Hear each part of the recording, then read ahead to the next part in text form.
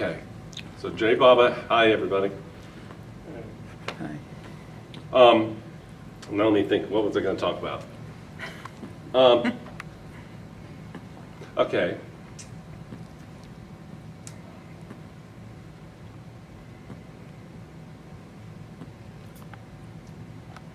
This is about how to teach very small children about Baba. And it comes from my own experience, both from my own childhood with my father and from my experience of sort of just automatically repeating a version of what my dad did. And I have noticed that a lot of young people, children of Baba lovers, they don't stay in Baba very long sometimes. Okay, so whereas I've never doubted Baba in my life, and my daughter's never, and she's 22, and I'm 50, going to be 59. So we now there was a thought that I had. I almost canceled this talk a couple times. I had this idea to share how my father told me about Baba, and then with my daughter. I wanted to share it because people don't know it. In case it's of use, I didn't want it to get lost and just be our family tradition. It might be useful for other people.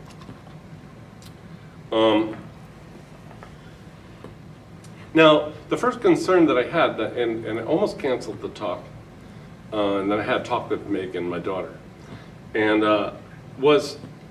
it occurred to me, and it has often occurred to me, that, you know, why is she such a strong Baba lover? Maybe that's just her, she has a connection. Maybe it's just her sanskars, her soul, it's her. And maybe it has nothing to do with me. Maybe she would have been a Baba lover, however I told her. So I don't know how much it's the soul and how much it's me. You know, maybe I just got a really great daughter. I really love my daughter. I told Megan that. I told her that thought. And she said, well, that's very true. That's a good point.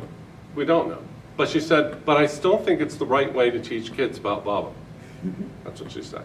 It still is the right way. And so you should do the talk. Because I think it's right. It doesn't matter. Because this is good. Now, there's a reason why there are different ages, I believe, of when you teach children certain things, in my opinion. Everything I'm saying they're my opinion. There's no way for me to verify that I'm right about anything I'm saying. These are just my opinions. But there are some things you need to teach children very soon. And amazingly, it's some of the deepest. Because it builds a spiritual foundation. That's what I'm going to be talking about. That's the thing that my dad did with me when I was 4 or 5, and I did with my daughter when she was about 4 and 5. Okay? And we're going to look at my daughter so we can really see what a little kid, so like at 3 years old, you see how conscious a kid is. I'm going to show about a 4-minute video. But then there's other things that you really need to teach a kid by the time they're about 8. And it's too late to teach them when they're like the youth sahavas, when they're like a teenager, in which the youth sahavas is high school, junior high school. That's too late. If you don't have the stuff by the time you get on a school bus with these kids, you gotta have hear the stuff very early. So I'm going to talk about that too. Then after that, then later in life things can get more complicated, but that depends on their interests and everything, and you have to start letting go of your kids. But it is our job to teach our children. The other thing I want to say is this is not I don't have any suggestion for a policy for anybody, like for the center, for say the youth sahavas, or how Baba lovers, as a group should do things. I think that teaching children is the job of parents, and not an institution, actually. So this is I'm not criticizing or suggesting anything for the Baba world. I'm talking to parents, and I'm talking to parents of very small children, or who may in the future have children. And so again, this is because there are so few Baba lovers in that bracket around here, again, this is kind of a talk for the future, like my previous talks. And as a matter of fact, my previous talks, I said at the time, they're geared for about a 17-year-old to follow before they start college. So that's kind of like talks for teenagers, the series of 11 talks I gave, called Baba in the Future. So, but this in a way is more important. This in a way is the most important because it's foundational. If there's something that I had, and Ben Hay had, and Christina Riley had, that other Baba lovers didn't have the opportunity for. And that is, we heard how Baba explained the universe before we heard how anybody else thought it might be. We didn't have to go and sort of fuse that in with anything we had heard. It didn't have any sort of shadowing from other ideas. It's the idea we heard first. So, our family, okay, so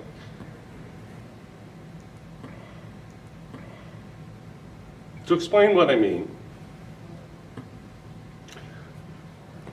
if children are not taught very early about now some parents, I have to say, would not be able to really teach Baba very well to small children if they don't themselves have a good understanding of Baba themselves. So of course that kind of goes without saying. This is for a parent who has an understanding. You can't bluff this from some video or something like this. And my father had a very good understanding at the time, and I'll talk about that. And I had a very good understanding when I taught my daughter, and having read God Speaks and Stayed with God. Now, there are some kids, and Ben said this is true, and I've noticed this too.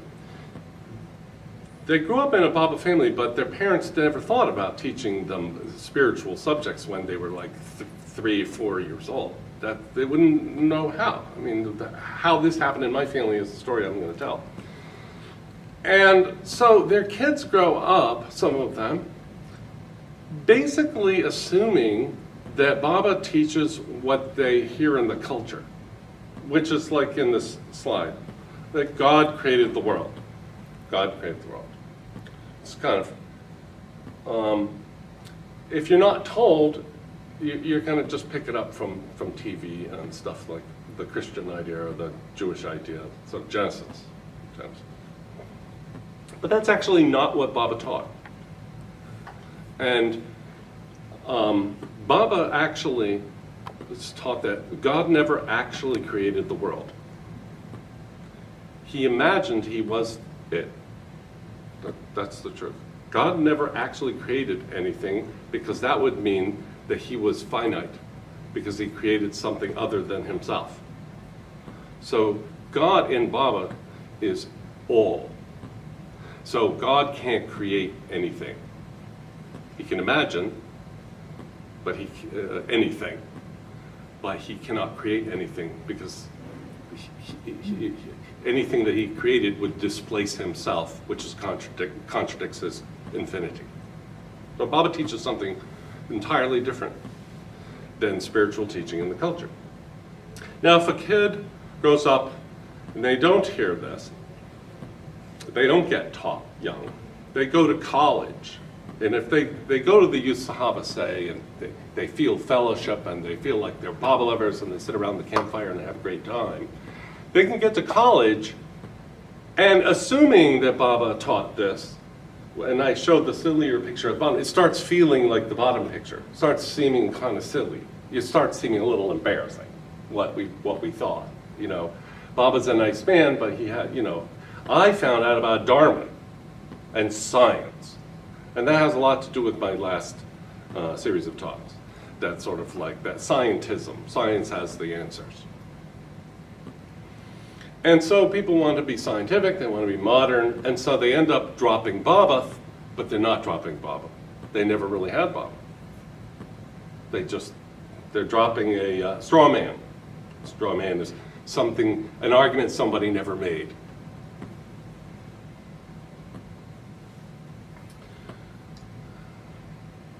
Okay, I covered all that.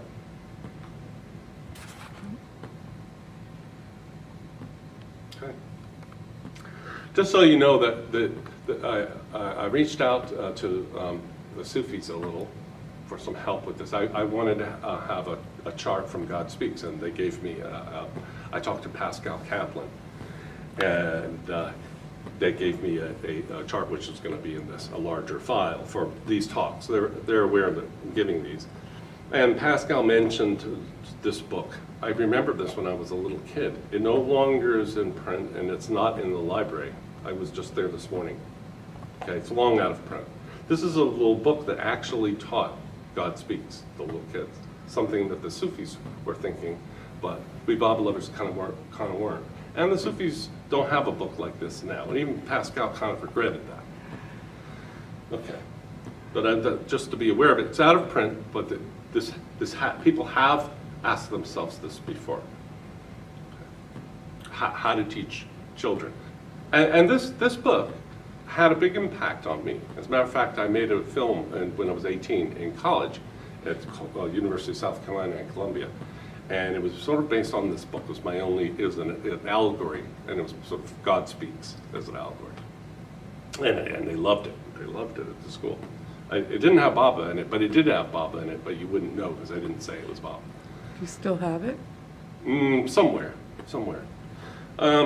So, when I was a little kid, we lived in Woodstock, New York. And I was born in Kingston, which is where the hospital is. Woodstock is a hamlet of Xena. We lived in Xena, which is a hamlet of Woodstock. And this is Xena Hill. And we lived in a church. It was a 19th century Dutch Reformed church. That's my father when I was about 3 or 4 years old. That's him carrying kerosene from the store at the bottom of the hill up to the church for our heater. Now, when my dad was concerned because he had an eyesight problem, and he was concerned he may never have a family. As a matter of fact, his first wife, her name was Beth, she left him because she felt that as a disabled person with this eyesight and a struggling artist, they could never have a family. She actually left him over that. So when he had a son, and I was the first that he had with my mother, he was so excited. And interesting, Beth never died about a few years ago, and she never had children. My father had a whole family of 4. But my dad did prefer me, and because he wanted a son. He wanted a son that had perfect eyes. And they're not so perfect anymore, but they used to be. And he wanted a son because he wanted to teach him all that he knew. And he really felt like he knew a lot. And he was an educated man. He wasn't an artist like a bohemian. He was a graduate of Rhode Island School of Design and a very erudite person. Now that's my grandma, Grandma Jenny Silverman. She's holding a flower and she's, oh, I'm so adorable. I'm probably... Wait, that's your grandmother on That's my grandma on the right. And that's me on my dad's knee. And I include a picture because it's sort of like he's teaching me. Nice. Yeah. And I'm probably, what am I, 2? No, I might be 3. Looking at Sam, I'm probably 3 there. This is me when we were coming to Baba. This is actually Christmas. Okay, this is the first, those are my half-sisters. They're from a Jewish family. They've never had a Christmas before. This is our first big Christmas. Phyllis's big Christmas, too. You see the Christmas trees with the balls? Those are my sisters. Now this is Christmas, let's say this is Christmas Eve. On Christmas Eve, 1964, my mother was coming back from India, having met Mayor Baba.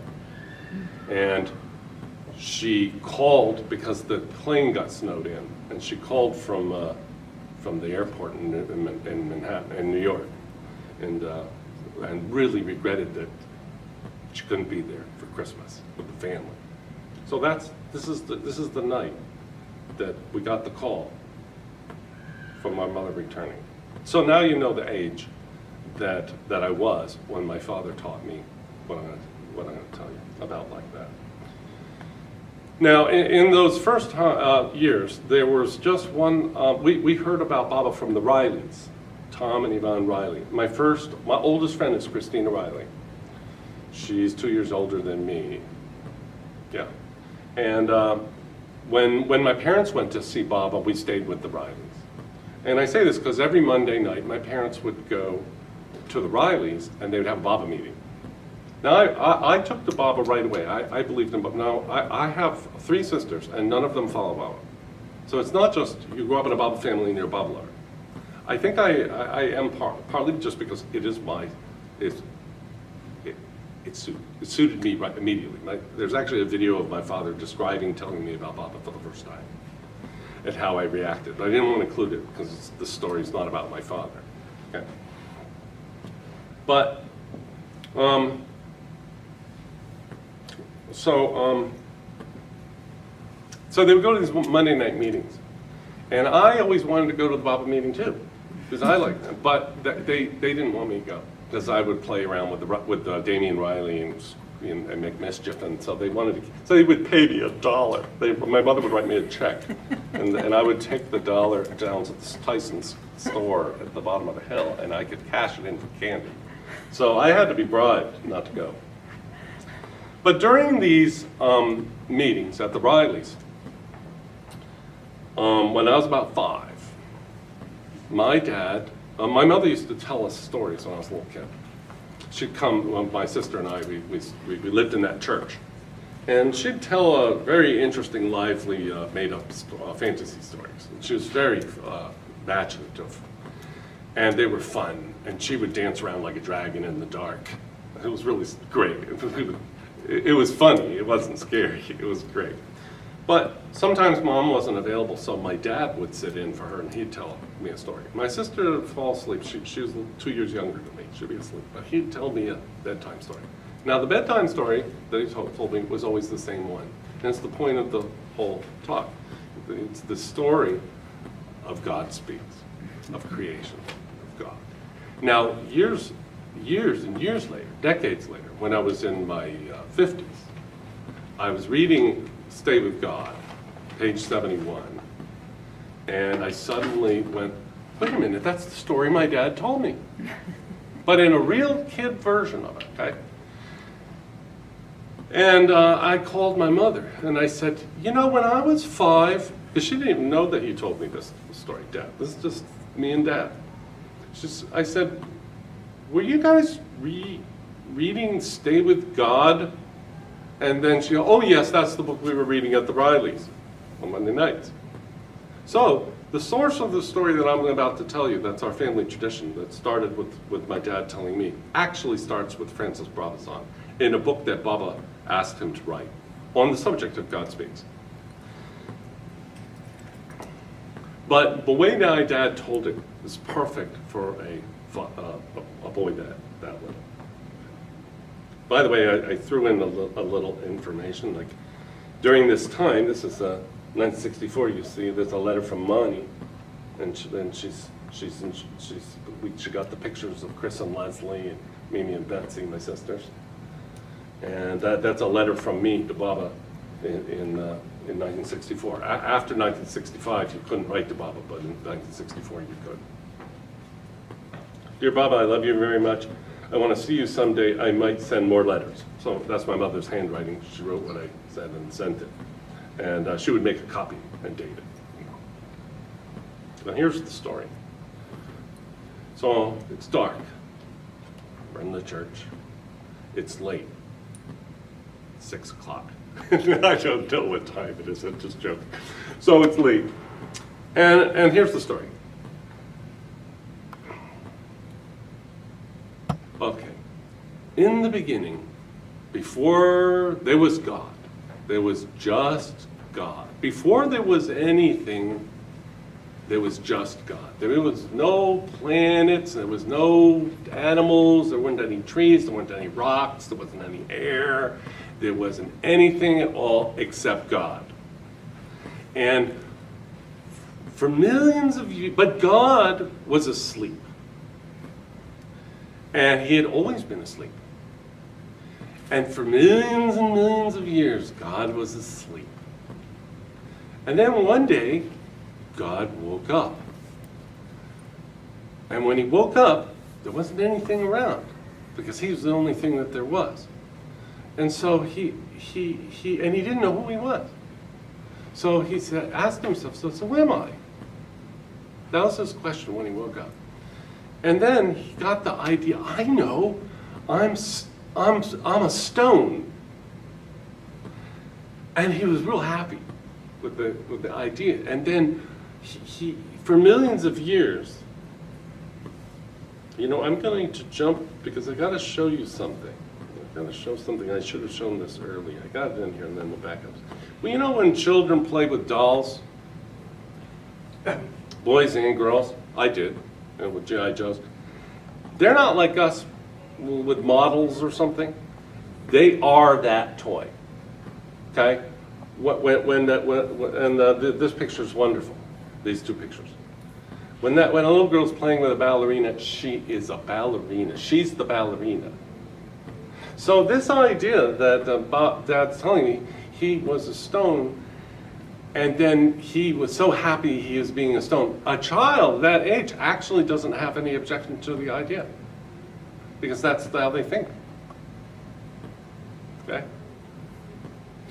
The idea of identifying with with your imagination is natural. We lose that. Okay, so then God was, and then he was this kind of stone, and he was this kind of stone, and for millions of years he was so happy being all these different kinds of stone. But then after millions and millions of years, he got really bored of it, and tired and frustrated, and he got the feeling, I'm not a stone. And then he said, well, then the question came out, well, then what am I? And then he got the idea, I am a plant. And then he was so happy again, and for millions of years he was all these plants. And then he was this kind of plant and that kind of plant. And I can now at this point kind of jump, okay?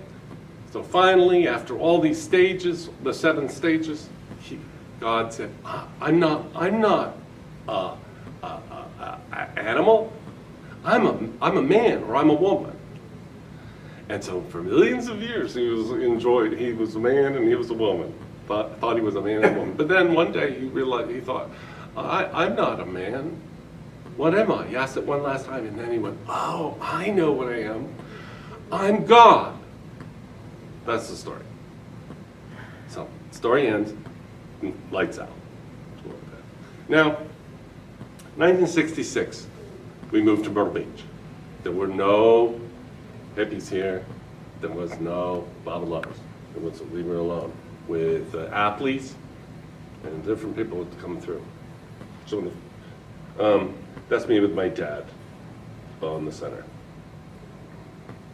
And then we started living our ordinary, very ordinary life on the center. That's me with my 3 sisters. And about 1969. That's about the time age I was when we went to the 69 Darshan. Now, I actually, and people might not like this, but I'm here to give my opinion. I actually think that on this story, it was important that it was from my dad, that it was from my father, not from my mother. Baba had a thing, he says, I am both the father and the mother. A mother nurtures and loves, and a father teaches and scolds. And this relationship of my father teaching me made my father and me have a great deal of respect for my father, because he was more than the guy who did, a breadwinner or something. He was a wise person. He was the person to go and ask questions to. But I say here, the parent has to be informed himself in order to be able to perform that role. Now, when I was 36, about the same age that my parents had me, I had a daughter. And because of circumstances, her mother fell ill soon after that. I had to raise Megan by myself. As a matter of fact, we moved to Arkansas shortly. In that picture, Megan's about, she's almost 1. And that's actually the age I moved away from Myrtle Beach, and I raised her in Arkansas because I wanted to raise her in a traditional town. We actually went to church. Now, I think I have to go back up here. I think I do this. I want to show a movie about Megan. And the reason I'm showing this little movie, it's 4 minutes long, is because I want you to feel what a little kid feels like. Okay? I want you to see how conscious they are. This is Megan at 3 years old in Arkansas. It seems a little gratuitous. It'll be hard to understand what she's saying. But when we don't have children, or we haven't had children yet, we don't understand how incredibly smart they are, even at 3 years old. So, I'm going to do this movie. All right, now it's filming me. We had just bought a video camera. I wanted to do wedding videos. And we had just bought the camera, and we were all excited, and we'd opened up the package and we're playing with it, okay? And I... So what do you want me to do? And this is, I was in the University of Arkansas graduate school, and this is married student housing. Those buildings are now torn down. I know I only need a picture. Maybe. Because this green thing. Okay, now let me be the tree. Okay, you push the red button. This is a movie that Megan is making. I think you need to get on here. Okay, you go over there. Okay. And you do me on the red tape. You can be on the we red look too tape. dark. We need to get some light on us. Yeah. I'll get some light on.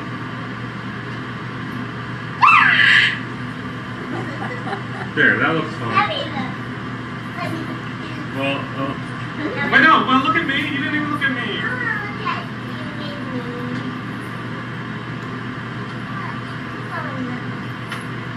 Okay, all right. I'm getting that plug away later. I'm going to take that Here, I bug can away turn so you can see later. yourself.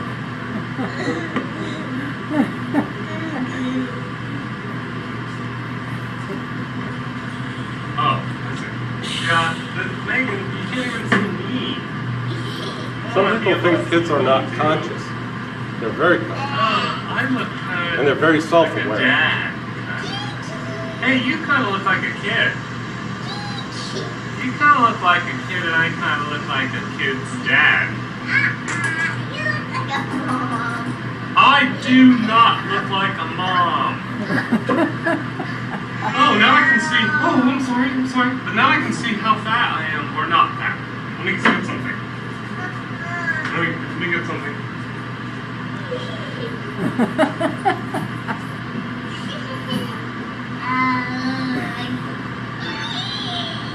See, she sees me look and she's hurting it down. What? See. It's all for show. Let me see the zoom. Here's the zoom.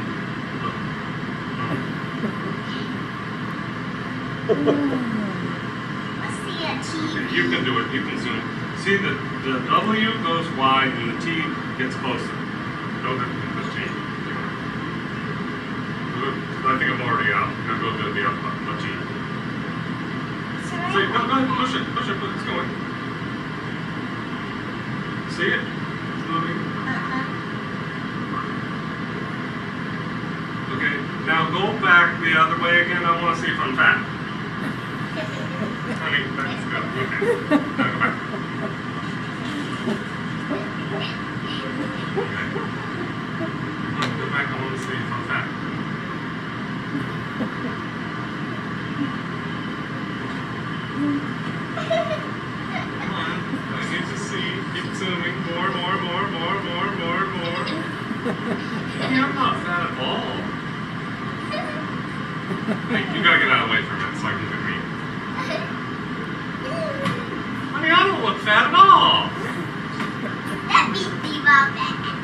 Let me see your thumb back.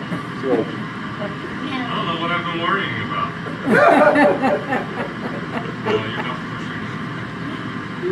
I'm not pushing. No. You're not pushing the right one.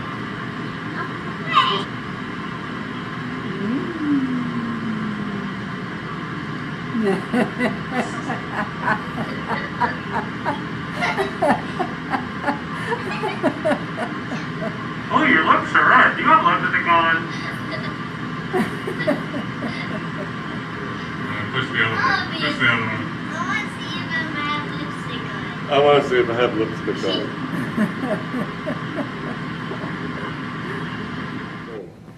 on. That's the thing in Stay with God, page 71.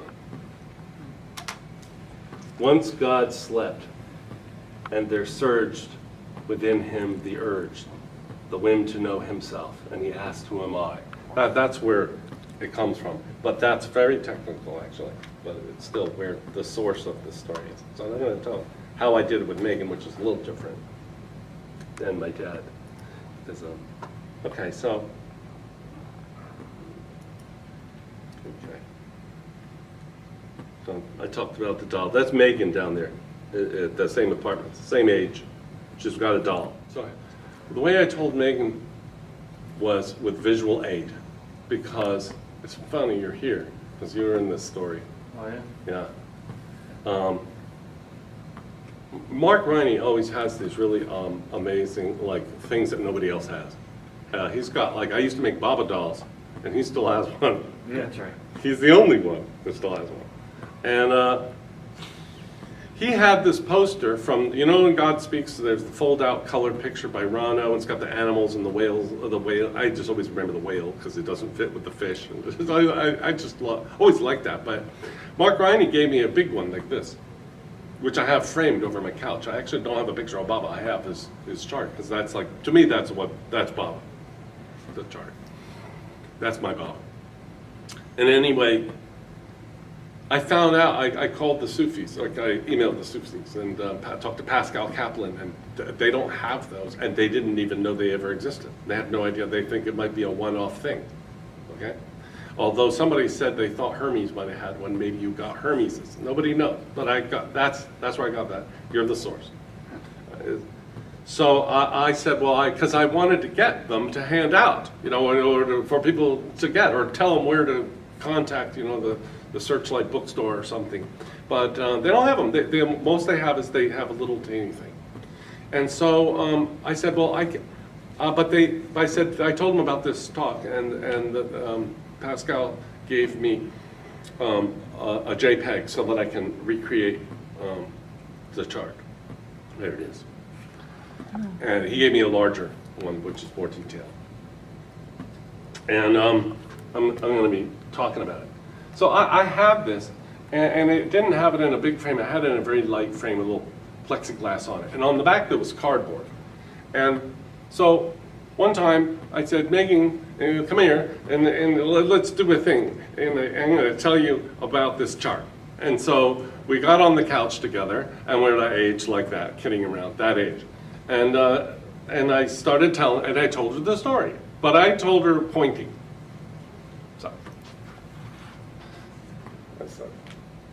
So, in the beginning, there was God, and there was only God. I don't have to repeat those words, but I would say, see this black area? That means God's asleep. It's not a picture of a black thing. It's just stands for that.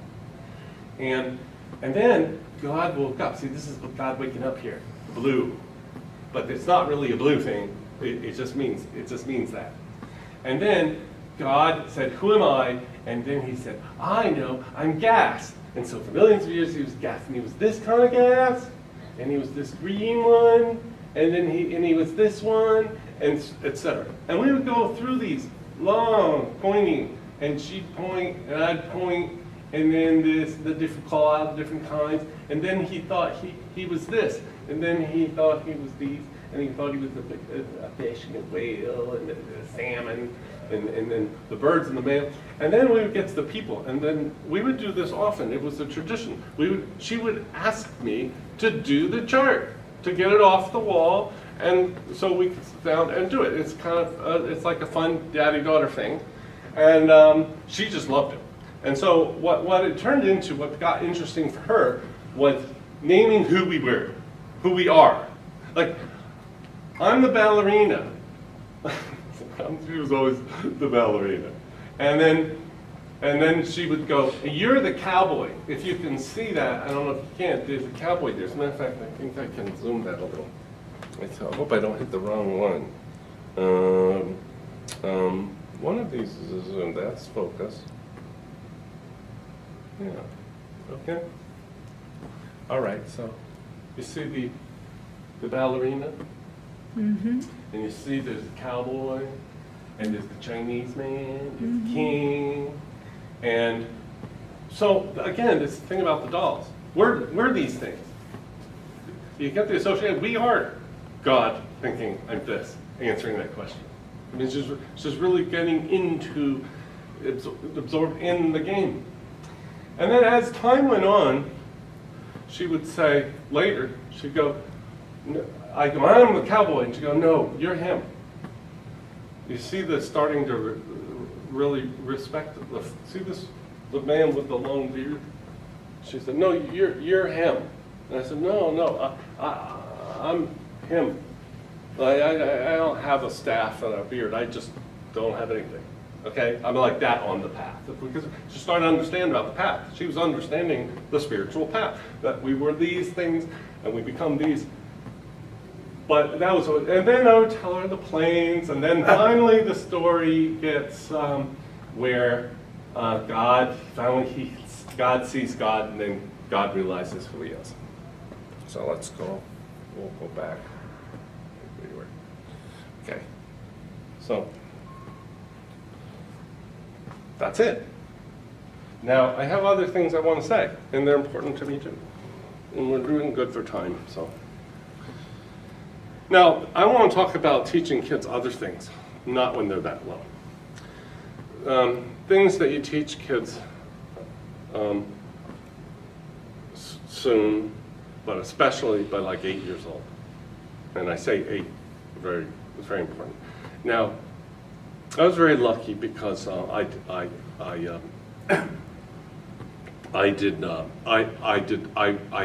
gave up women when I was pretty young, as soon as I had Megan.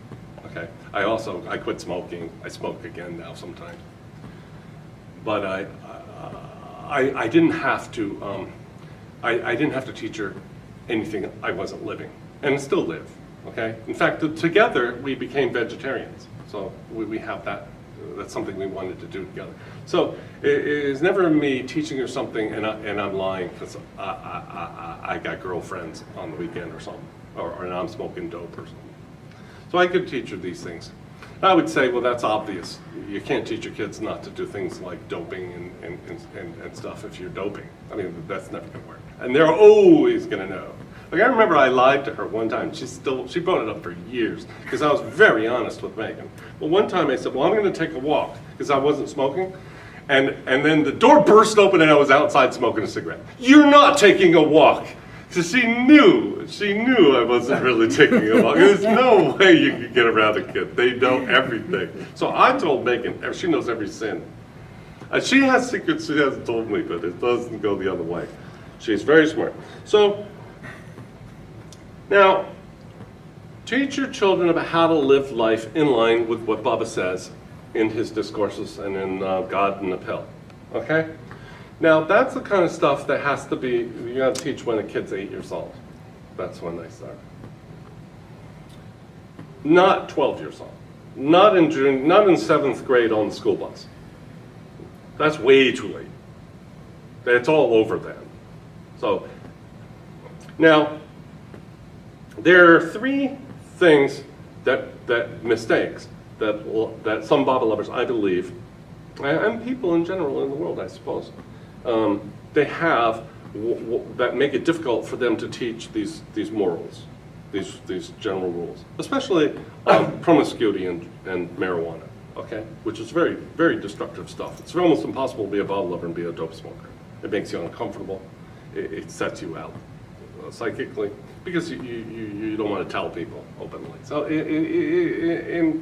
So, now, I noticed after I had raised Megan and she was already like in high school, that I said, you know, my daughter doesn't take any drugs. So I told her not to take drugs. So they go, well, you know, you shouldn't do that because kids have to make their own mistakes, okay? And I thought, well, that doesn't make any sense. I mean, that would be like saying, don't teach your kids that the chemicals under the kitchen sink will kill you. Because you gotta learn from your own mistakes. Try everything under the kitchen sink, you know? Drink a little of this, sip a little, try all the pills and the medicine. I mean, that's not where, I was thinking, well, that's completely crazy that they have to make the mistakes that have already been made before, which you could tell them about, isn't it? And so I looked for the source of this myth, and it's a modern one. This is not a thing that anybody ever taught before the 20th century. Nobody said, oh, I'm not going to teach my kid anything. They have to learn from their own mistakes. I won't tell him which end of the sword to point outward away from his body. He needs to cut himself and learn. I mean, that's ridiculous. That's all, it defeats the whole idea of teaching. So, now, look at these lemmings jumping off of a cliff. The ones in the back are not learning from the other one's mistakes. That's basically what we're doing. When we go, well, they got to learn from their own mistakes. They can't learn from my experience. Everything that we ever learned, we learned from somebody telling us almost just about everything. And it's based on some past experience. A scientific test, something from the past. In fact, science is based on the future being like the past, and that's how we have the scientific method. Now, one of the problems is a lack of understanding logic. There are two kinds of logic, and I talked about them in my earlier talks, but the main kind of logic that is used when people say they're being logical, is the future tends to be like the past. So if you go, well, it's logical to not build your house on sand. Why is that logical? Because in the past, houses that are built on sand have been proved to fall over. You got it? That's what, and science is based, and that's called induction. There's another one called deduction, which actually nobody uses in daily life. But induction is 90% of everything that we call logical. Now, we observe the past to predict the future. That's how we know about gravity and the laws of nature and everything. So, that's a lack of understanding. Based on and induction is based on our natural intuition that all people have. That's natural, like from nature. It's that the future tends to follow past patterns. This is why we teach our children. Even animals have this intuition. Otherwise, they could not learn. Animals assume that even plants will grow where water was before, or turn toward the sun where it was yesterday, because they assume the pattern will continue. So induction is an intuition that we have from the very beginning. Most of what we learn about consequences comes from testimony from others about what has happened in the past. Therefore, I just wanted to say that. This is just pure logic. You teach your kids what, and including teaching kids what has happened to other people because of certain things, the consequences, and yourself. Hold on for a second. Okay. All right. This is a second misunderstanding. It's most people don't know the real definition of the word hypocrisy. Now, Bobby uses the word hypocrisy a lot. It's the worst thing, hypocrisy. This is from a 1949 dictionary, my father's engraved dictionary from college graduation, something like that. I still keep it. This is the real definition of the word. It means pretending to be what one is not, to feel what one doesn't, okay? To know what one, and to be, it's pretense. It's feigning knowledge or feeling that you don't really have, posing as something you aren't. That's what hypocrisy is. Now, most people think that hypocrisy means the following: saying one thing and doing another. Okay? Well, that is a form of pretense and feigning to believe. If I'm smoking dope and I tell you you shouldn't smoke dope, I obviously am feigning that I think you shouldn't smoke dope because I'm smoking dope. But if you once smoked dope and you had a realization that this is not how I want to live my life, and other people that are smoking dope are having bad consequences in their life, and I've changed and I don't smoke dope anymore, now I'm raising a kid and I want them to know this knowledge that I've gained, there's no hypocrisy there. That's not hypocrisy. Hypocrisy doesn't mean that I couldn't have, joined the army when I was, and done something atrocious, and then, I have to stand by that. No, hypocrisy is pretending. So when I tell my daughter not to smoke pot, I'm telling her what I really think. When I tell her what the consequences can be, I'm telling her what I really think. So there's no hypocrisy. That's not what hypocrisy is. And I know that people will be afraid to teach their children because they once did this and they did this, and they just don't understand the meaning of the word. Okay, that's the second error. The third, there's a bogus myth that when kids are teens, which is a 1950s invention, there were never such thing as teenagers. They were bigger and bigger. They were children, and then you'd be a young adult, and it wasn't anything like that. When kids have become teens, they will rebel if you teach them values, morals, and rules. Now, I knew this had to have a source because it doesn't make any sense. Why would children rebel if you taught them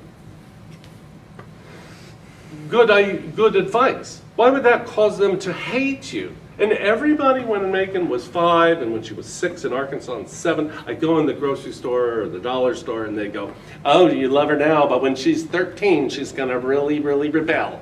Everybody. I said, "Well, maybe you're right. I don't know. I've never had a kid before, but I don't think so. But maybe I'll find out. Maybe it's something I don't know." But when she was 13, she didn't rebel. When she was 14, she didn't rebel. When she was 18, she didn't rebel. Now she's 22. And we talk all the time. We're the best of friends. She counsels me now. It's both, both ways, which she does. She wants to be a social psychologist. She's very smart. So here's the source of that. The source of that comes from a person named Erik Erikson. And this is from very hard research on my own part, because I'm actually looking for the source of kind of a false meme. Okay? Don't teach your kids, they'll rebel. I literally, there are Bible lovers that wanted their kids to smoke pot in the house, where they could supervise them smoking pot, because if they told them not to smoke pot, they would rebel. Well, you know what happened? Those kids are potheads. Okay. All right. In the 50s, there was a guy named Erik Erikson. He was at Harvard. He came over from Frankfurt, Germany, as part of the Frankfurt School, a group of Marxists who had the idea of the destruction of the family, the abolition of the family, and the abolition of God, I believe. Okay. So he taught that if parents allow a child to explore, so that's make your own mistakes, take everything under the kitchen sink and try the ammonia and try a little bit of Comet and explore, they will conclude their own identity. However, if the parents push their child, him or her, to conform to their views, the teen, this is the new thing.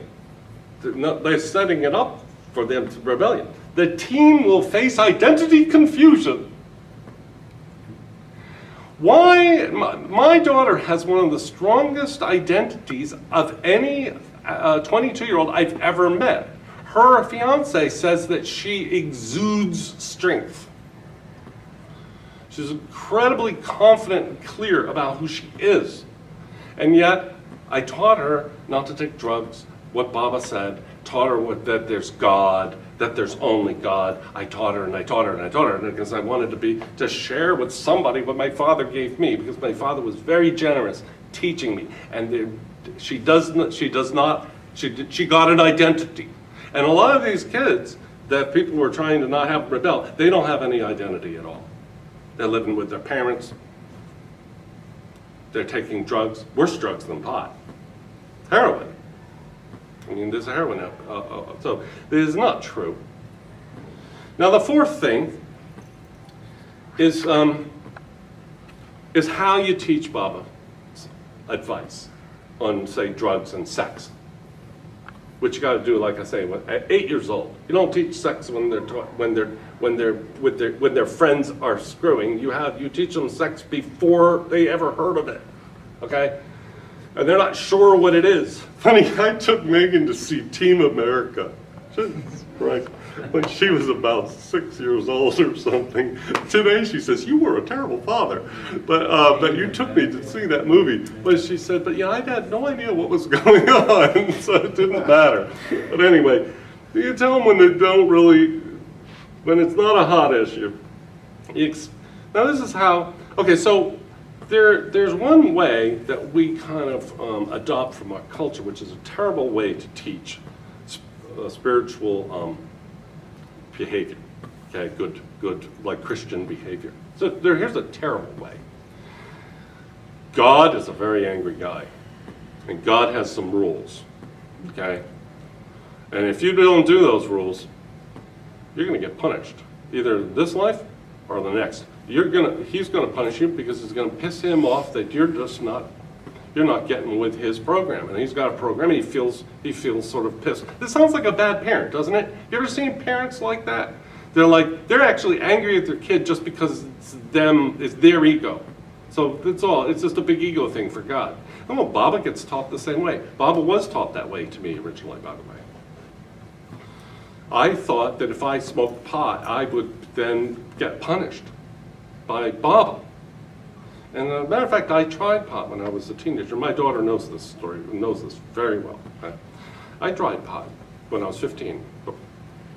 And I felt so guilty that I got a urethritis that went on for years. And I then, shortly after, I went to India without my parents when I was 15. And I told Amrit, if you know Amrit, about that I'd smoked pot and I have this urinary problem and it's because Baba's punishing me because I disobeyed, you know, like that. And she said, "Oh my God, who taught you this? Baba doesn't punish.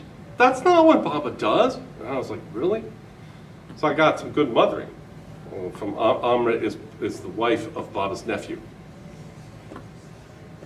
And she said, "No, Baba tells you things to protect you, so that you'll be okay, to protect you from things.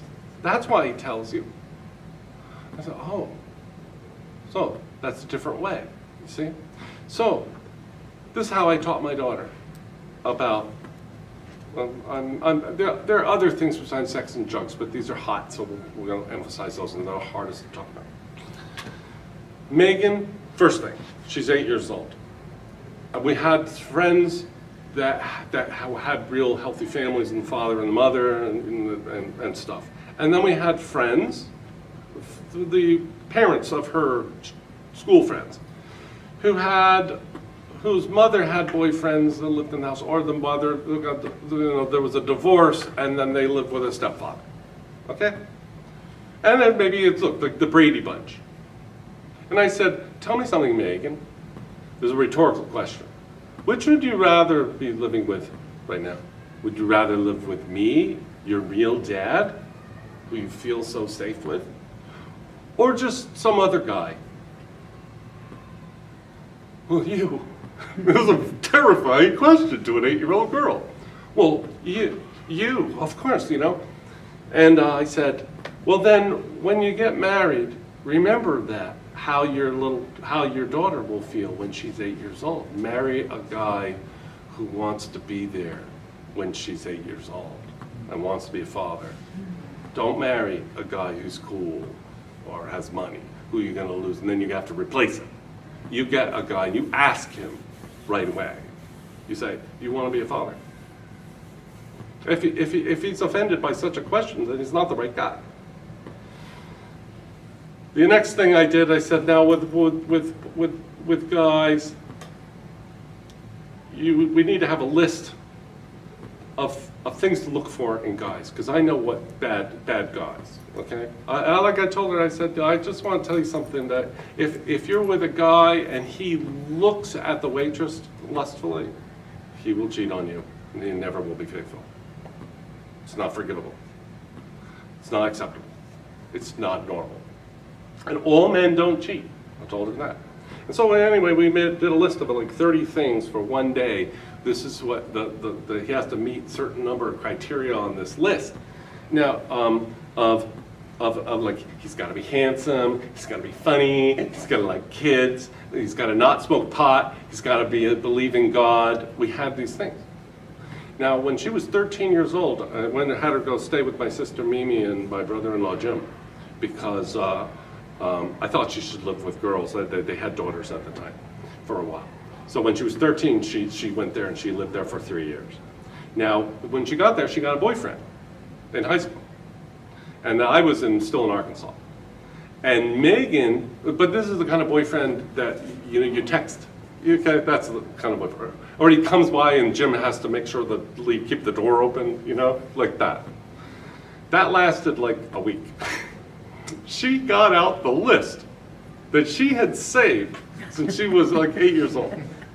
And she's going, because she was so nervous about this relationship that she couldn't think, and she was texting all the time. She was actually going, I can't stop texting, I don't know what to do. She couldn't do anything, she couldn't focus.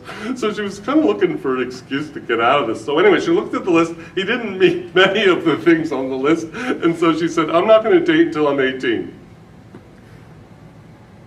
Because with some pre-thinking. The other thing I told her is I said, I want you to visualize being married with children. Visualize it, picture it. She got a picture while I'm standing in the door in my bathrobe. And she told me this later, and she said, I'm leaning against the door and I'm in my bathrobe and I've got my coffee. And my husband's playing with the kids on the floor.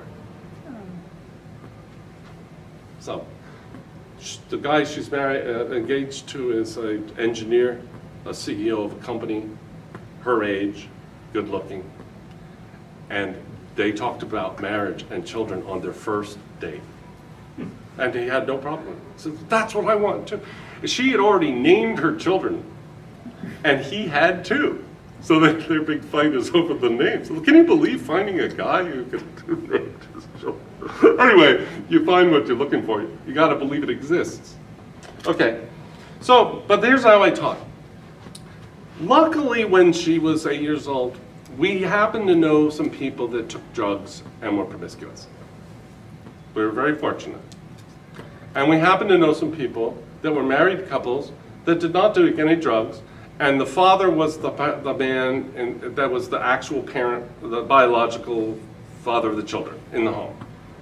These ones, and to the last one, they lived in the big house. The Lighters, John and Mary. My sister, Mimi, who she knew, Mimi Roble, married to Jim Roble, who worked for 35 years at Sheriar Press. Actually, I think he had a partial partnership in there, because he did the color separation. Anyway, yeah. And then the people that were the drugs, and then the boy, divorced, they didn't have a very good quality of life. That's all I had to say. I said, that's all. I didn't even say about Baba. I said that Baba said you should, be like this and not promiscuous, but that wasn't the reason. The reason was because, well, the consequences of this way of life is like shitty like that. It's okay, no judgment. And the consequences of the other one is, big house, big cars, and boats. It's true. Now, you can actually look that up statistically. Now, the other one with drugs. So you got it. It works both ways. Look at the people who smoke pot. Look at them. Look at their lives.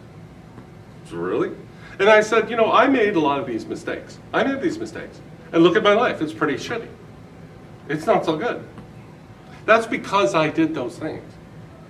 So don't marry a guy like me. Learn from my mistakes. Now, you remember the line that I said that they were saying? Well, kids have to learn from their own mistakes. Why? That's completely illogical and irrational, defies the law of induction. It's completely false. It was made up by Erik Erikson, who was a cultural Marxist and was part of the 60s destruction of the family called the Cultural Revolution, which has destroyed the fabric of parent and child relationships, and there's drugs. And people are not doing well. The millennials are doing worse than anybody's ever done. That's my daughter's age. Okay. Marijuana. I gotta say something about marijuana. By the way, I did not do a lot of marijuana. I smoked marijuana when I was 15, and I told you that story. Okay? I didn't smoke a bunch of marijuana. I never smoked it with anybody. I wasn't a pothead, I never was. But I did try marijuana when I was a kid, to rebel, because I had been taught in this horrible way. You will cause your kid to rebel if you tell him that God will be angry. He'll have to go see if he is. He'll have to go make him mad, because that's what you do when you got a hothead God. Well, you want to tick him off, because it's just intrinsically unlikable person. So now marijuana. Baba's unique claims about this substance has been found to be true. One of the leading experts, and I know a pothead who said, Alan Cohen, he knows nothing. That's all bogus science. It's like, and he's the scientist. Guy with no life, no job, not even a girlfriend, nothing. He's my age. The loser. He will always be. But he's saying Alan Cohen, is ridiculous. Alan Cohen, if you don't know who he is, he's one of the leading experts on drugs in the world. Now, I'm going to quote from his thing that's on my blog, which I'm going to link to at the end. This is a quote from Alan Cohen on the spiritual aspects, the subject of marijuana. THC, which is the chemical active substance in marijuana, actually inhibits the feedback function of the brain, exemplified by the difficulty cannabis users have in perceiving their own amotivational syndrome. That means they're not motivated, but they can't acknowledge it. Chemically dependent users will swear they are fine. Indeed, cannabis, THC, addicts tend to be more in denial than alcoholics or even heroin addicts. And this is according to Alan Cohen. Now, imagine the ignorance of the philosophy that I want my kid to learn whether pot's right for them by smoking pot, and literally encouraging them to smoke pot in your house, or in some parents even smoke the pot with their kids. And Baba people. To be cool, okay? Because they've got a lot of bad indoctrination. But pot is the worst possible teacher to teach you that it's harmful. I just read that. If you expect your kid to discover from the smoking of pot that it's not a good idea to smoke pot, then he needs to read this article. Because pot actually inhibits the feedback function of the brain to let it know what the pot is doing to it. So pot is not the best teacher. Just like ammonia under the sink isn't really the best teacher for not to drink ammonia. But this is more so. So, I wrote to Alan because I've studied Alan's career a little bit. And I asked him whether he was involved in the Just Say No program. This is under Nancy Reagan. And they had this program when my daughter was in like grade school. And she says it made a ton of sense and it really helped, and you can look up the statistics. Now there are people to this day who go, oh my God, that's so stupid. Just say no. Just say no. Like, no, it actually worked. You can look it up. Every single study that studied it will show you the actual statistical facts. They don't have the program anymore, and the drugs have gone back up. Now, this is what Alan wrote to me. I'm going to read what he wrote. Because I said in the thing, I said, I just want to know because, because it'll add a lot of clout to my talk if you agree. Because I haven't done a lot of drugs, and I don't know anything. I'm not a PhD social psychologist. He's like the head of like 10 boards. I mean, if you ever read his real bio, whatever you call it, this verite, it's just, he can't write it all. Dear Chris, yes, we, Pacific Institute, sponsored a peer resistance drug education program in Oakland, California.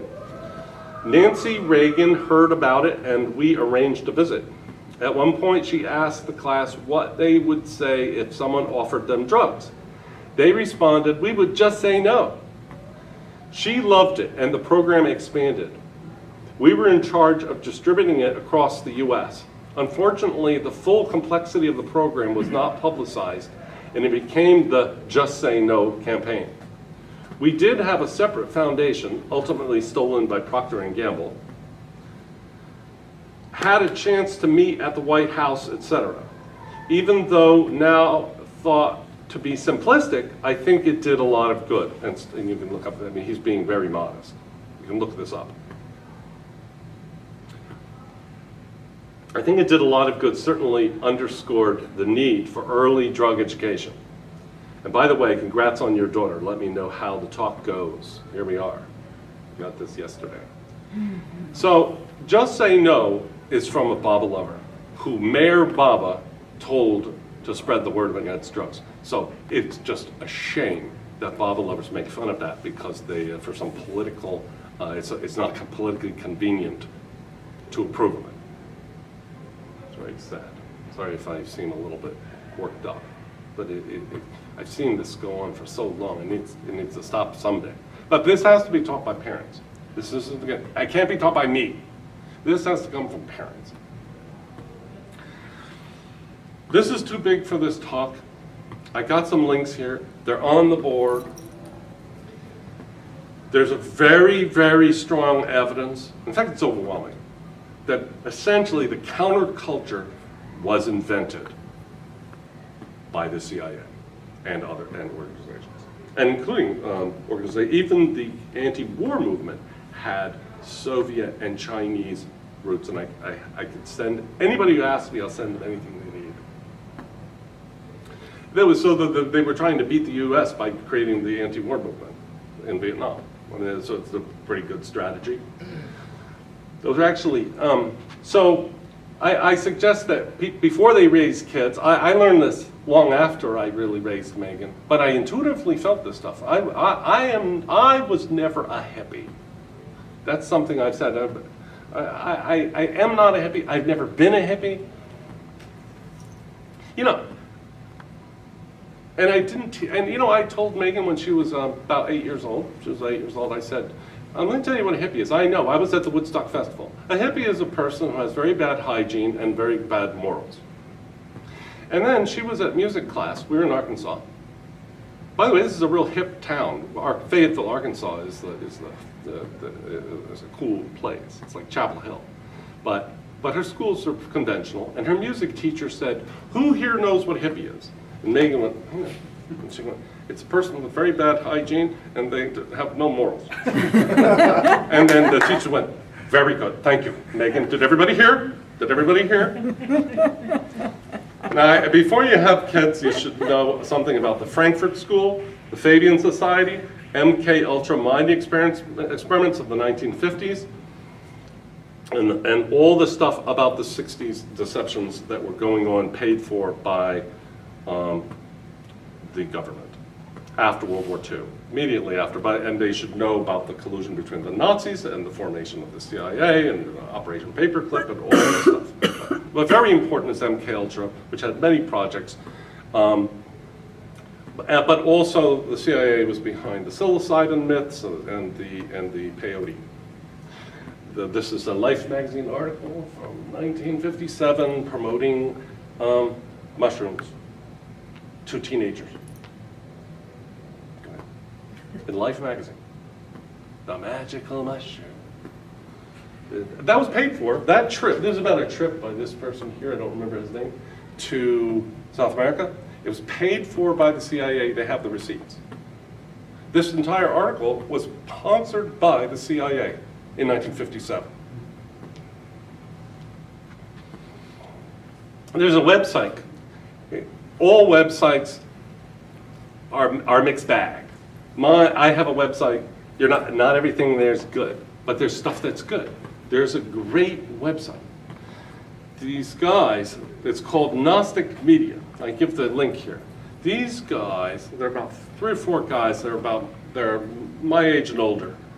They used to believe in the whole LSD thing and stuff, and now they're into seeing. Oh my God, it was all big deception. Even the rock and roll and the money that was funneled to the Grateful Dead in 1966, and that they were all in this near this think tank and anyway, I can't rattle off facts. They talk for 2.5 hours.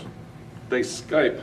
It's very well done. They have all these heads, and a lot of them about PhDs in music, okay, musicology. The whole deception of the 60s, the Cultural Revolution, was bogus. It was meant to destroy the family, and it did. And another one is called, well, you just have to know, because it doesn't have a good name, it's also on YouTube. It's a woman named Aubrey Adams, and she has the best material on drugs. She lives in Colorado, and she presents the actual facts of what's going on in Colorado with marijuana. She's got people don't have any attention span. I do. Long town councils with police officers at PowerPoints, like I'm doing, showing the facts of what's going on, and saying, and they won't publish this. They don't want it getting out. They don't want it getting out about what's really going on in Colorado. You go to YouTube and you go Aubrey Adams. That's my daughter today, just only a few weeks old. It's Megan, a Baba lover with a strong sense of who she is. Her fiance, an engineer, says she exudes confidence and strength. I wish them well. She's not perfect, and neither am I. Nobody is. But my point is, she was not crippled. She has never taken any drugs, and she wouldn't lie to me because I can handle the truth. I mean, we don't have that kind of relationship where I fall apart. I know we tell each other the deep and the dirty. We're friends. For my opinions on these and other subjects, visit my site, mirababathoughts.blogspot.com. And thank you for coming, and Jai Baba. Oh, and with some questions and answers. Can we keep the cameras going? Because Ben had asked that we could have a Q&A. Yes. Within our community, I would say that this is a controversial subject because you hit some very valid points. Without naming names, you gave some examples. I happen to know some of these people.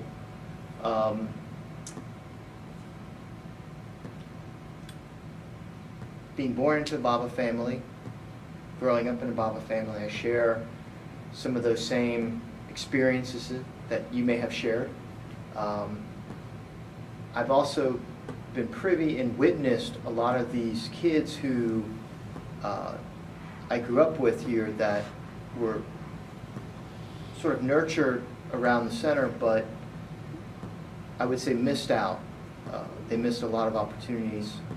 And I think a lot of that has to do with broken homes, bad parenting, poor choices. You know, there's the whole nature-nurture argument. Of course, everyone has their own scars and so forth. But I think that there has been, I would say, a lot of missed opportunities over the course of the last, 30, 40, 50 years here. And I think that we're seeing the results of that. We have very little involvement of young people. And I say young people, I don't even like to use that term, but call it people under 40 years old are basically non-existent. We have a geriatric community here.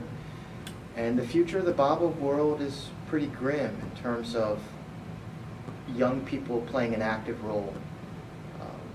There's a lot of confusion about drugs and gender, confusion over things that, taken the 1950s, would have been common sense, for example.